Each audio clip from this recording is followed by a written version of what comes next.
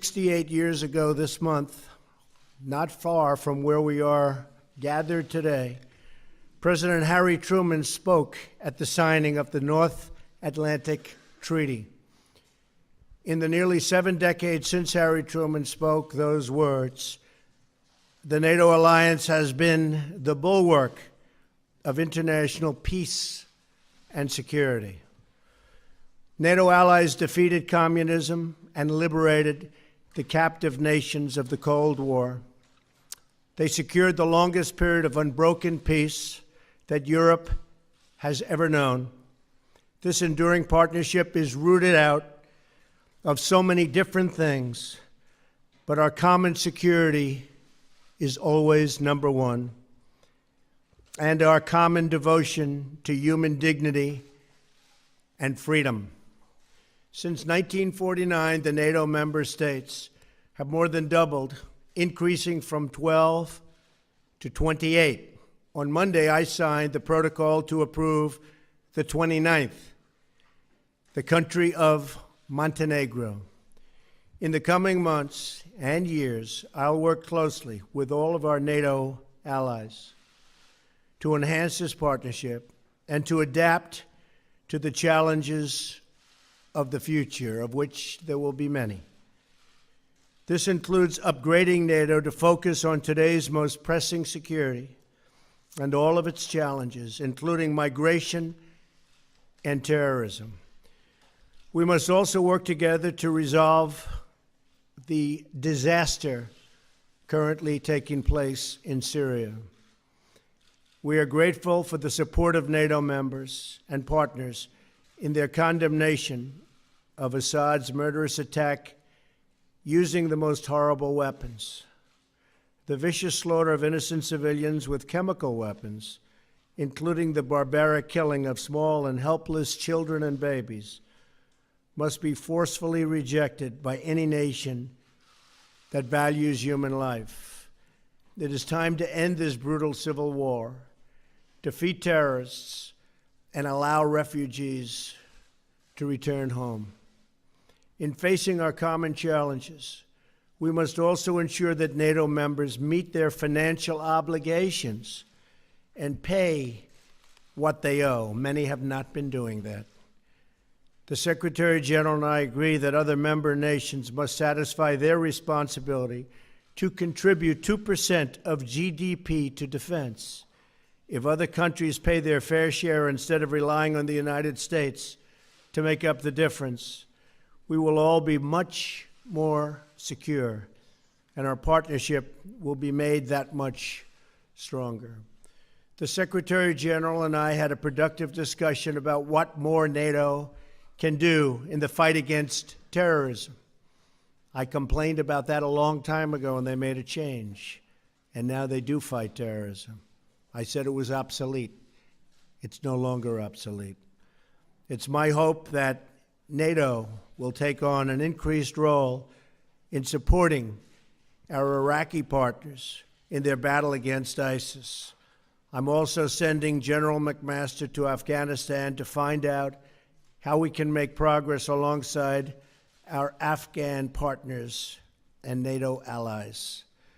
Every generation has strived to adopt the NATO alliance to meet the challenges of their times. And on my visit to Brussels this spring, which I look very much forward to, we will work together to do the same.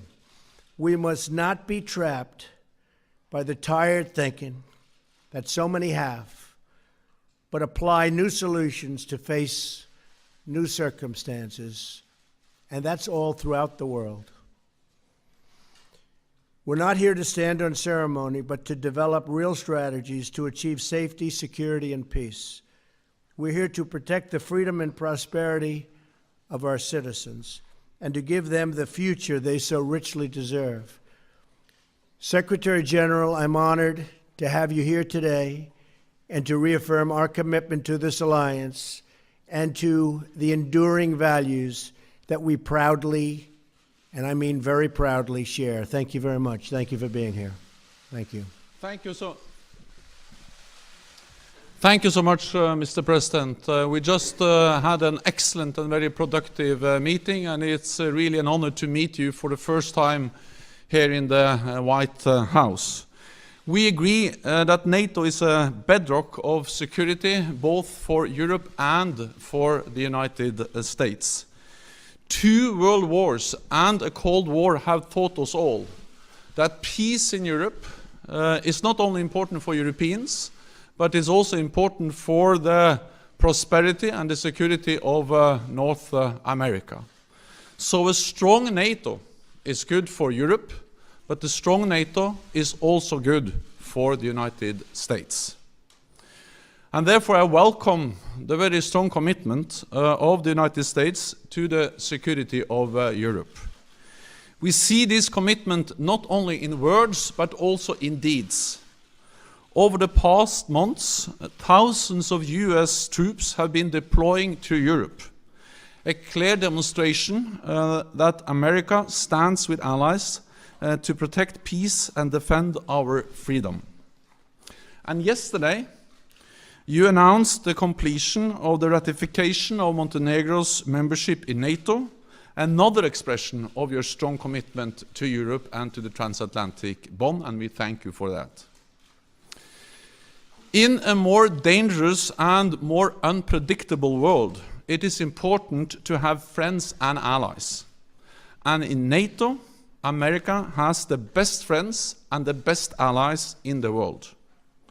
Together, we represent half of the world's economic and military power. No other superpower has ever had such a strategic advantage.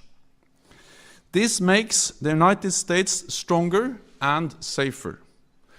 We saw that after the 9/11 attacks on the United States. That was the first time NATO invoked our Article 5, the Collective Defense Clause.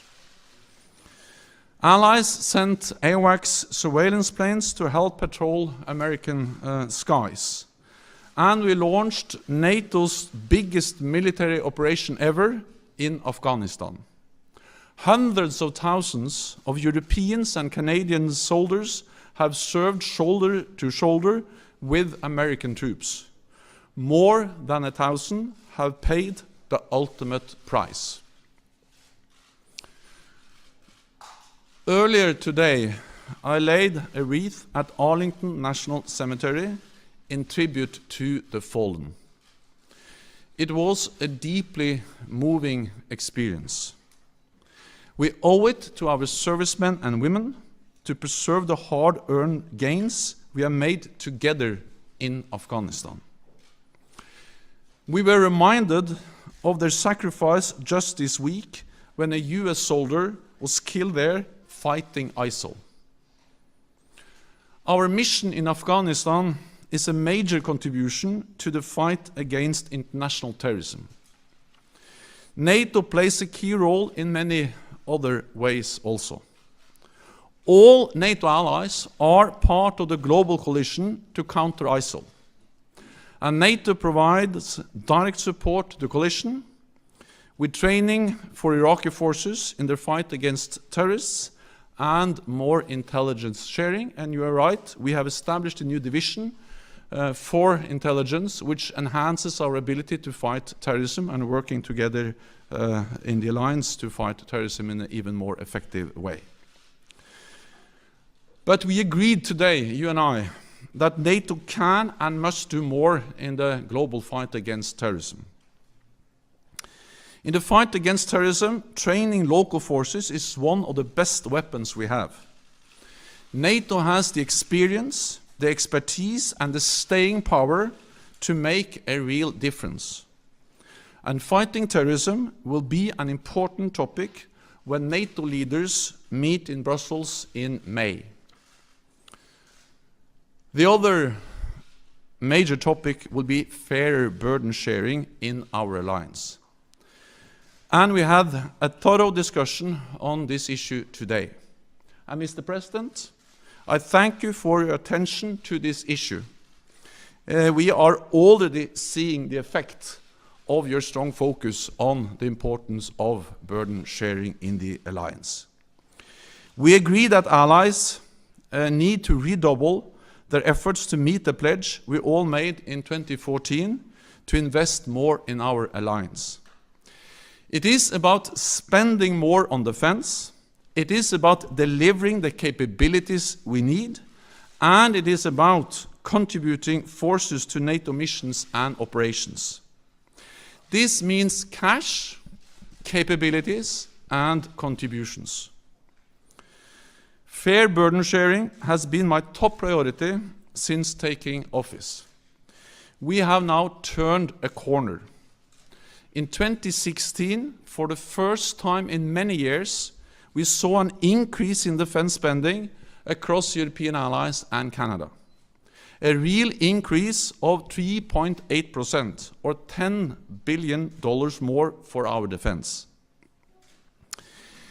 We are now working to keep up the momentum, including by developing national plans outlining how to make good on what we agreed in 2014.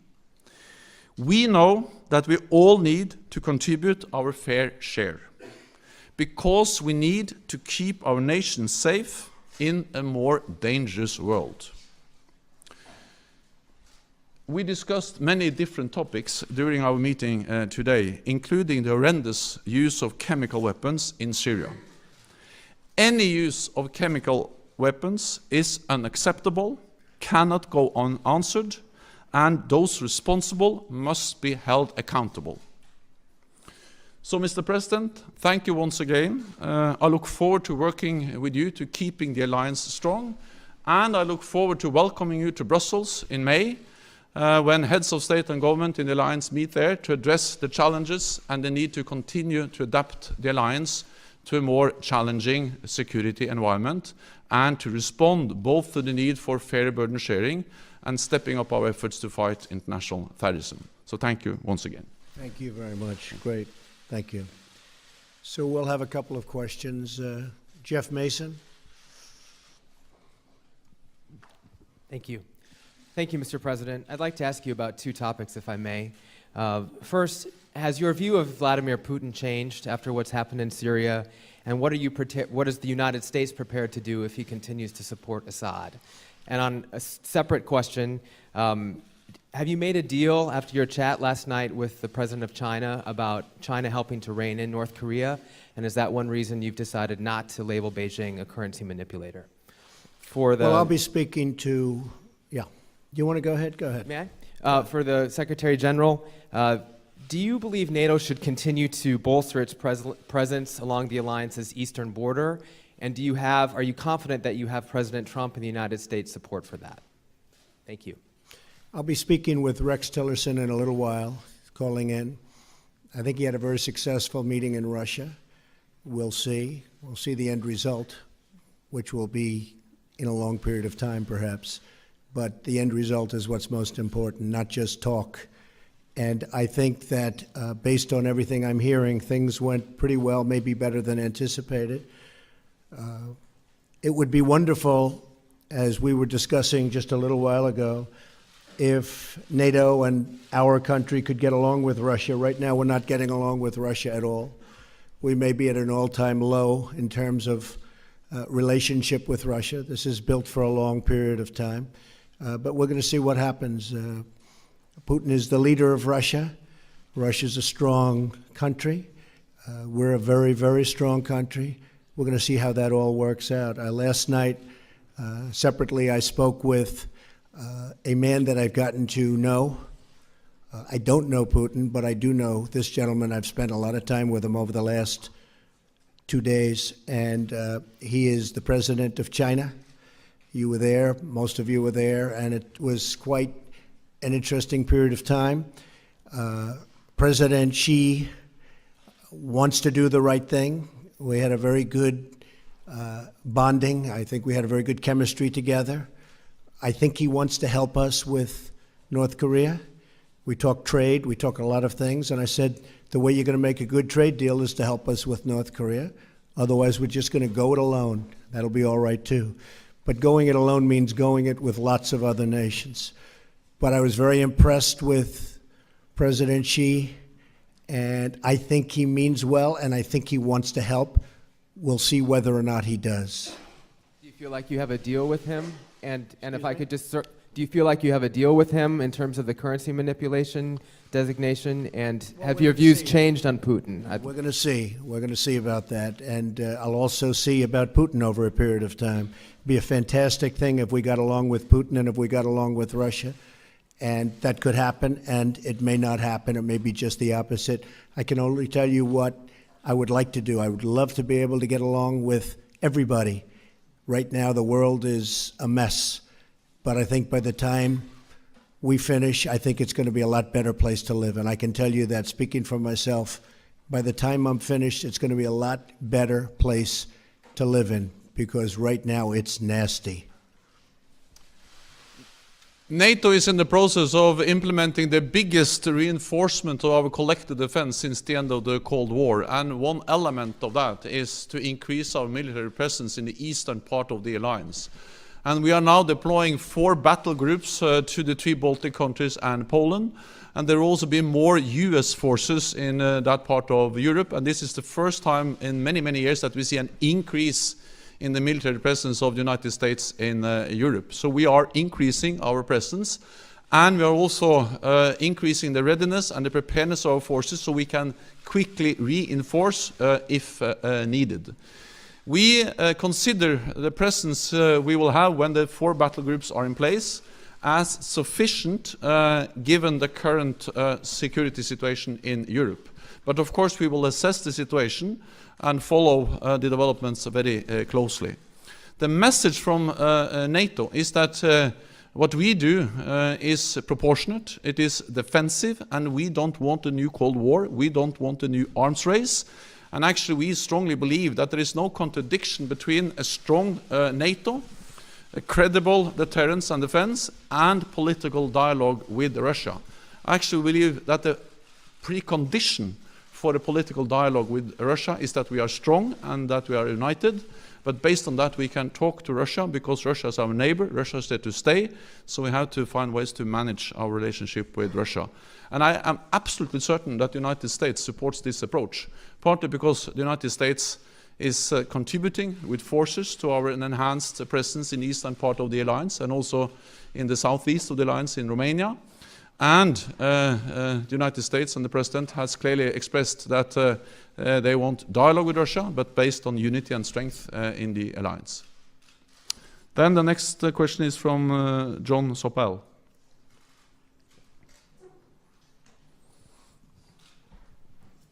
Thank you very much. Secretary General, how long do you think it will take you to persuade the other European countries to burden share? And what are you going to do to persuade them? Mr. President, could I ask you, do you think it's... I'm here to help.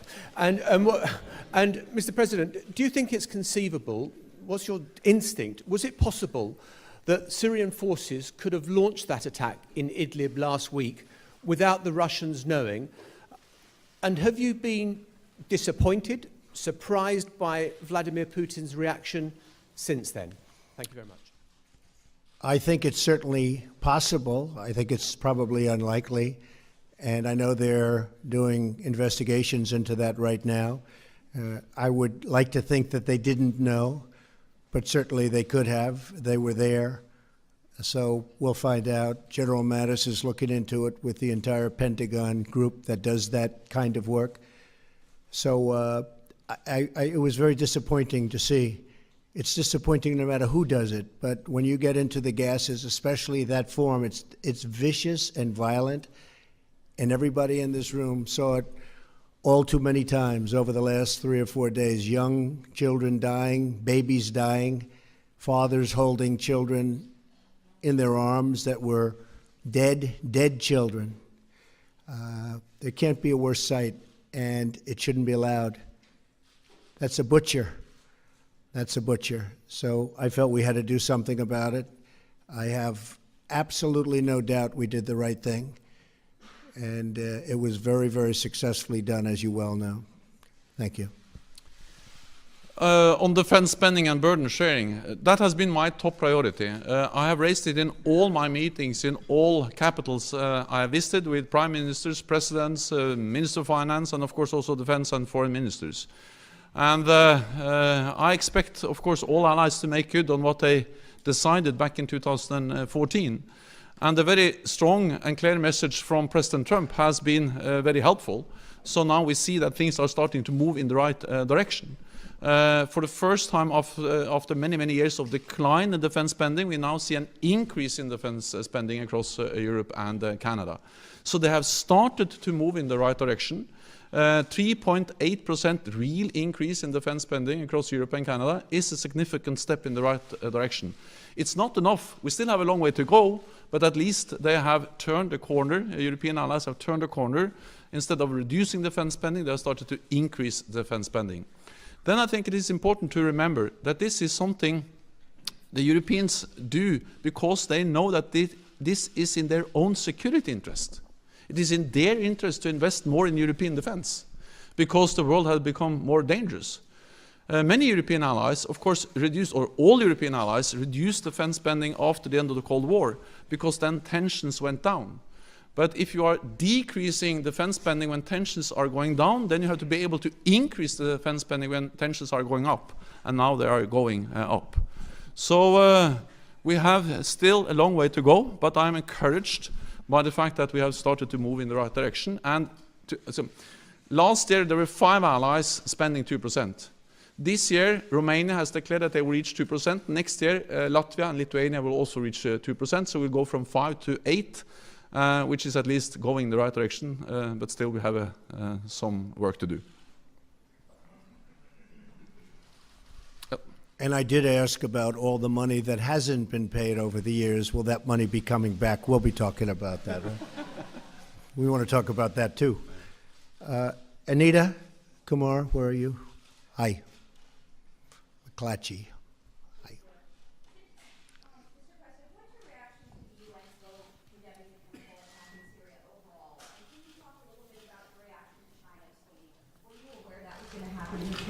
Talk to you about that, give you a heads up, and how does that affect your relationship? We did talk last night.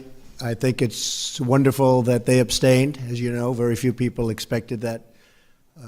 No, I was not surprised that China did abstain. Very, very few people thought that that was going to happen. So we're honored by the vote. That's the vote that should have taken place. Secretary General, you talked a little bit about Moscow, about Russia. How do you counter their aggression in general? They've been interfering in recent democratic elections. How do you counter Moscow's power? The most important thing is to have a strong alliance, to stay united and be firm and predictable in our approach to Russia. And that means that we have to invest in our collective defense. That's exactly what we are doing. Deploy more troops in the eastern part of the alliance, increase the readiness of our forces, and increase defense spending. And I welcome the very strong message from President Trump on the importance of increased defense spending. We have started to do this, so we are implementing the biggest reinforcement of our collective defense since the end of the Cold War, providing credible deterrence. But at the same time, we have to find ways to engage with Russia, to talk with Russia. Because Russia will not go away. Russia will be our biggest neighbor. And we have to find ways to live with them and to try to avoid a new Cold War, a new arms race. And that's exactly why I am very much in favor of what we call the dual-track approach to Russia. And as a former Norwegian politician, I have the experience to work with Russians because Norway is bordering Russia. And Norway was able, even during the Cold War, to develop, I would call it a pragmatic working relationship with Russia. Cooperating with them on energy, on border issues, on environment, on fishery, and also in military affairs. And that was not despite our membership in NATO, but it was because of our membership in NATO. Because NATO provided the strength, the predictability, the platform for a small country to have a political dialogue with Russia. So I strongly believe that the only way to deter Russia is to be strong, but the only way to avoid a new Cold War, avoid a new arms race, and avoid increasing tensions is to continue to engage Russia in a political dialogue and to make sure that what we do is defensive and proportionate in response to a more assertive Russia. Then I give the floor to Tove Bjørgaas.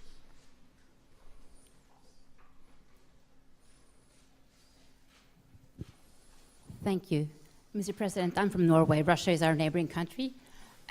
What do you think Europe has to fear from Russia if this tension continues? Say it. What do you think that European countries have to fear from Russia if this tension continues? I cannot hear. I cannot understand. She asked, I'll do it again. What do you think what do you think European countries have to fear from Russia if this tension continues to escalate?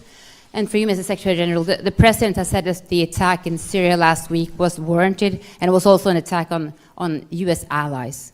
Do you think that this attack was warranted, and do you see NATO playing any supporting role in future actions in Syria? Well, I wanted to start by saying hopefully they're going to have to fear nothing ultimately. Right now there is a fear, and there are problems. There's certainly problems. But ultimately, I hope that there won't be a fear and there won't be problems and the world can get along. That would be the ideal situation. It's crazy what's going on, whether it's the Middle East or you look at, no matter where the Ukraine, you look at whatever you look at, it's got problems, so many problems. And ultimately, I believe that we are going to get rid of most of those problems and there won't be fear of anybody. That's the way it should be. We have a very big problem in North Korea, and as I said, I really think that China is going to try very hard and has already started. A lot of the coal boats have already been turned back. You saw that yesterday and today. They've been turned back. The vast amount of coal that comes out of North Korea going to China, they've turned back the boats. That's a big step, and they have many other steps that I know about. So we'll see what happens. It may be effective, it may not be effective. It's not effective. We will be effective, I can promise you that. Thank you. NATO has constantly condemned the use of chemical weapons in Syria, and the use of chemical weapons is horrendous, and it's a clear violation of international law. And any use of chemical weapons is unacceptable and cannot go unanswered.